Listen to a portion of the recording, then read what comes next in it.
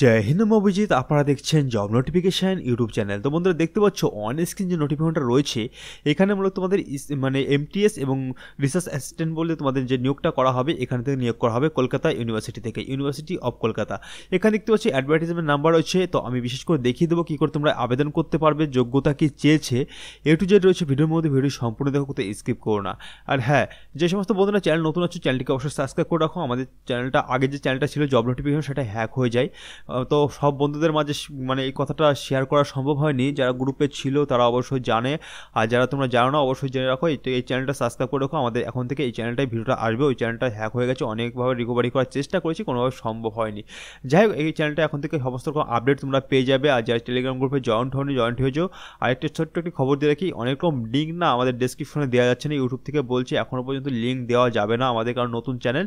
আগে দেওয়া যেত, এখন বর্তমানে কোনো একটি নিয়ম করেছে বা কোনো একটি পলিসি বের করেছে ইউটিউব, সে লিঙ্ক দেওয়া যাচ্ছে না।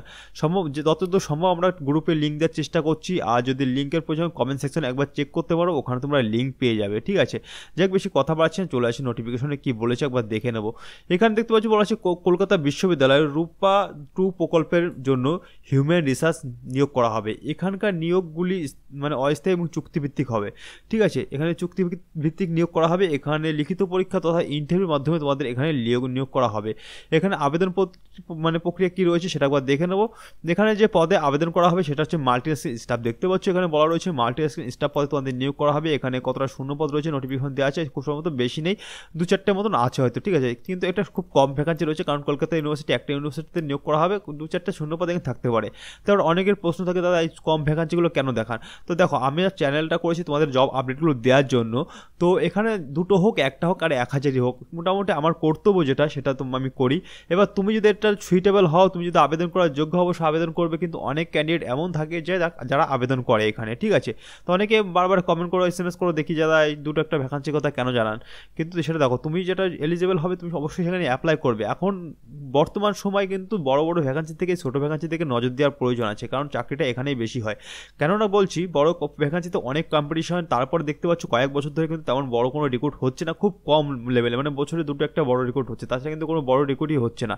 যার কারণে ছোটো ছোটো কন্ট্রাকচুয়ালি বেরোচ্ছে, সেসবের দিকে নজর দিতে হবে যদি চাকরি করার ইচ্ছা থাকে। যাই হোক, এখানে দেখতে পাচ্ছ বলা হচ্ছে আবেদন করার জন্য প্রার্থীকে গ্র্যাজুয়েশন ডিগ্রি পাস করতে হবে। ঠিক আছে, এমটিএস যে মানে পদটা রয়েছে সেখানে আবেদন করতে গেলে তোমাকে গ্র্যাজুয়েশন পাস করতে হবে, পাশাপাশি বলেছে বাংলা ইংরাজি ভাষার দক্ষতা তোমার থাকতে হবে। 3 নম্বর যে পয়েন্টটা করেছে এখানে বলছে কম্পিউটার দক্ষতা চাওয়া হয়েছে। ঠিক আছে, তুমি কম্পিউটার জানতে হবে, এবং কিন্তু বলা আছে মাসিক বেতন এখানে 25,000 টাকা করে মাসিক বেতন দেওয়া হবে। ঠিক আছে, এখানে তোমাকে 25,000 টাকা মাসিক বেতন দেওয়া হবে, কিন্তু এখানে কন্ট্রাকচুয়াল রয়েছে, কিন্তু বেতন ভালো। এবার কতদিনের জন্য নিয়োগ করা হবে সেটা কিন্তু এখানে উল্লেখ করে দেয়নি। সেক্ষেত্রে তুমি মোটামুটি ধরে রাখতে পারো তুমি কন্ট্রাকচুয়াল হলেও কিন্তু পেয়ার টিচারদের মতন মোটামুটি ভালোই চাকরি করতে পারবে। এখানে যে রিসার্চ অ্যাসিস্ট্যান্টরা রয়েছে এখানে শূন্যপদ মোটামুটি এরকম 2-4টেই রয়েছে, বেশি নেই। ঠিক আছে, 2-4টে মতনই আছে হয়তো, সম্ভবত আমি নোটিফিকেশন দেখলাম এখানে মেনশন করা নেই, 2 থেকে 4টে মতন এখানে আছে। এখানে যোগ্যতা কম্পিউটারে মাস্টার ডিগ্রি পাস করতে হবে, STEM এ মাস্টার ডিগ্রি থাকলে এখানে আবেদন করতে পারবে। সঙ্গে তোমার ইংরেজি ভাষার দক্ষতা জানতে হবে, 40 বছরের মধ্যে বয়স হলে তুমি এখানে আবেদন করতে পারবে। ঠিক আছে, পরবর্তী বয়ানে বলে দিয়েছে মাসিক বেতন এখানে 35,000 টাকা করে দেওয়া হবে। নিয়োগ পদ্ধতি এখানে ইন্টারভিউর মাধ্যমে প্রার্থীকে নিয়োগ করা হবে, কোনো রকম লিখিত পরীক্ষার ঝামেলা এখানে নেই, শুধুমাত্র ইন্টারভিউর মাধ্যমে তোমাদের নিয়োগ করা হবে। তো আমি তোমাদের রিকমেন্ড করবো, যারা যোগ্য আছো, যারা আবেদন করতে চাইছো, তারা অবশ্যই এখানে কিন্তু আবেদন করে দিও, কারণ এখানে আবেদন প্রক্রিয়া সোজা রয়েছে। আমি তোমাদের দেখিয়ে দেবো কী করে আবেদন করতে হবে, কারণ এখানে আবেদন প্রক্রিয়া বলতে এখানে বোঝাচ্ছে তোমাকে কোনো রকম পে করতে হচ্ছে না আবেদন করার জন্য, শুধুমাত্র তুমি ইমেলের মাধ্যমে এখানে কিন্তু আবেদন করতে পারবে। ঠিক আছে, আমি সেটা তোমাদের দেখিয়ে দিচ্ছি। এখানে দেখো পরিষ্কার করে লিখে দিয়েছে এখানে আবেদন করতে হবে অনলাইনের মাধ্যমে। আবেদন করার জন্য নিচের লিঙ্ক থেকে অফিসিয়াল নোটিফিকেশন ডাউনলোড করে নিন। নোটিশের 4 নম্বর পাতাতে আবেদনপত্র রয়েছে, আমি তোমাদের দেখিয়ে দিচ্ছি কী করে আবেদন করতে হবে। আবেদনপত্রের ফর্মটি প্রিন্ট করিয়ে ফিল আপ করতে হবে।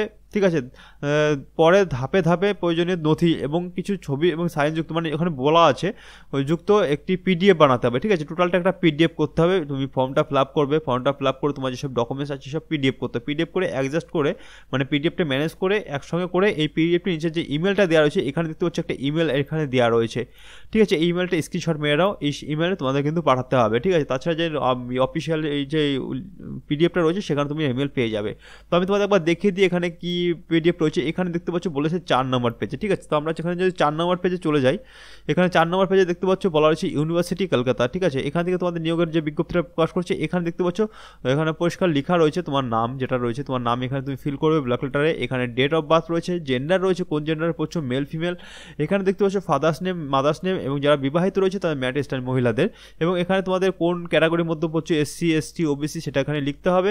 এখানে দেখতে পাচ্ছ মানে পরে যে বয়ানটা করে দেওয়া রয়েছে এখানে দেখতে পাচ্ছ বলেছে তোমার অ্যাড্রেস ফর কমিউনিকেশন, মানে তোমার যোগাযোগ যে ঠিকানাটা রয়েছে স্থায়ী বাসিন্দা ঠিকানা সেটা তোমার এখানে ফিল করতে হবে। এখানে কন্ট্যাক্ট নাম্বার দিতে হবে, এখানে তোমাকে ইমেল আইডি দিতে হবে, এখানে তোমার কোয়ালিফিকেশন ডিটেলস এখানে লিখতে হবে। অ্যাডিশনাল কোয়ালিফিকেশন যদি থাকে তাহলে তুমি দিতে পারো, যদি কাজের কোনো অভিজ্ঞতা থাকে তুমি দিতে পারো। এখানে বলেছে এনই, মানে তোমার যদি কাজের মানে অভিজ্ঞতা থাকে তুমি তাহলে দিতে পারো। এখানে যেটা বলেছে তোমরা ফিল করবে, এখানে সাইন করবে। সাইন করার পরে এখানে দেখতে পাচ্ছ বলা রয়েছে এখানে তোমাকে পাসপোর্ট সাইজের ফটো তোমাকে এখানে অ্যাটাচ করতে হবে, ঠিক আছে। এখানে তুমি একটি পাসপোর্ট সাইজের ফটো তুমি প্রিন্ট দিয়ে স্টেপলার বা যাই হোক করে দেবে, এখানে আটা দিয়ে লাগিয়ে দেবে। লাগিয়ে দিয়ে তোমাকে যে ইমেলটা দেখলো এই ইমেলটাই তোমাদের পাঠিয়ে দিতে হবে, ঠিক আছে। ইমেলটা এখানেও দেখো উল্লেখ করে দেওয়া রয়েছে, এখানে iprcelluniv.caluniv.ac.in এই যে ইমেলটা রয়েছে এই ইমেলটাই তোমাদের কিন্তু সেন্ড করে দিতে হবে। কবে সেন্ড করে দিতে হবে? 31শে ডিসেম্বরের আগে, মোটামুটি আজকালকের মধ্যে তোমরা সেন্ড করে দেবে, ঠিক আছে। তো পৌঁছে যাবে 31শে ডিসেম্বর 5টা PM, মানে বিকাল 5টা পর্যন্ত তুমি এখানে কিন্তু ফর্ম ফিল আপ মানে জমা নেওয়া হবে ইমেলের মাধ্যমে, ঠিক আছে। কোন কোন কপি তোমাকে দিতে হবে সেখানে এখানে লিখে দিয়েছে, দেখতে পাচ্ছ বলা রয়েছে। এখানে দেখতে পাচ্ছ লেখা আছে তোমার যে কোনো একটি প্রুফ দিতে হবে, প্রুফ, যেমন আধার কার্ড রয়েছে, ইন্ডিয়ান পাসপোর্ট রয়েছে, প্যান কার্ড রয়েছে, ড্রাইভিং লাইসেন্স রয়েছে, এরকম কোনো কিছু এডুকেশন কোয়ালিফিকেশন, এরকম কিছু মোটামুটি ডকুমেন্টস 10 স্ট্যান্ডার্ড যে মার্কশিট রয়েছে সেটা তোমাদের দিতে হবে, ঠিক আছে।